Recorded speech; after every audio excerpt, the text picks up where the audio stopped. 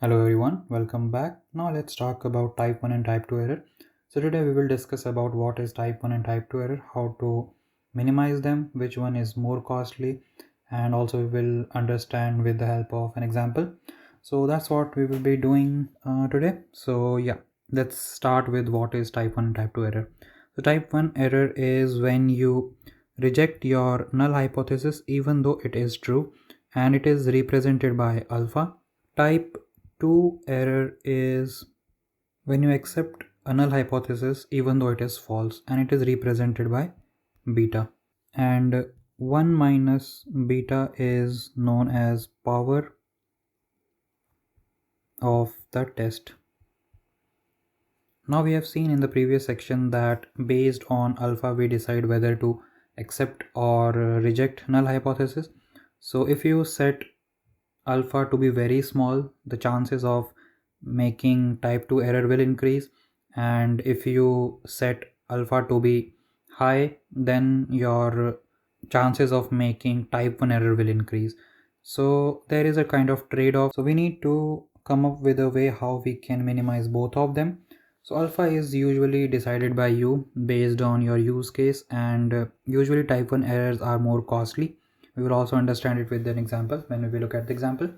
So you need to always set alpha to be very low. Usually we set alpha to be 0.05 or 5%, and beta can be reduced by taking larger samples, so that will help you to reduce your beta. Now let's take an example and understand it a bit better.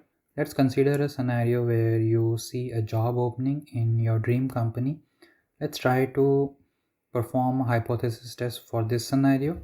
So let's say your null hypothesis is you get a job, and alternate hypothesis is no job. Now you thought you won't get this job and decided not to apply for the role, but in reality a null hypothesis was true, meaning you had the chance of getting this job. You still rejected the null hypothesis even though it was true. So this is a type 1 error, and it is actually a costly one, because if you had applied for the job you would have got it, and you would have been happy because it was your dream company.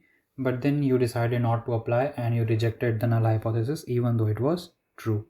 So that is what type 1 error is, and this is what is the costly one, and we always try to reduce type 1 error by setting the alpha to be very low. Now for type 2 error, you applied for the job, but then the null hypothesis was false and you did not get the job. So that is what the type 2 error is. Even though the null hypothesis was false, you still accepted it. It's not that costly because you just got rejected, and probably after some time you can still apply for that company if you want. In general, it's always the target that we try to reduce the type 1 error, and type 2 error can always be reduced by taking larger samples. So this is it for type 1 and type 2 error. I hope you were able to understand type 1 and type 2 error better. Hope to see you in the next one. Happy learning.